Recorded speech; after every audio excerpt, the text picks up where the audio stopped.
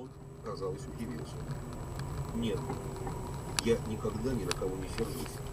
Ни один человек не может сделать ничего такого, что заслуживало бы такой моей реакции. На людей сердишься, когда чувствуешь, что их поступки важны. Ничего подобного я давно не чувствую. Вторник, 26 декабря 1961 года.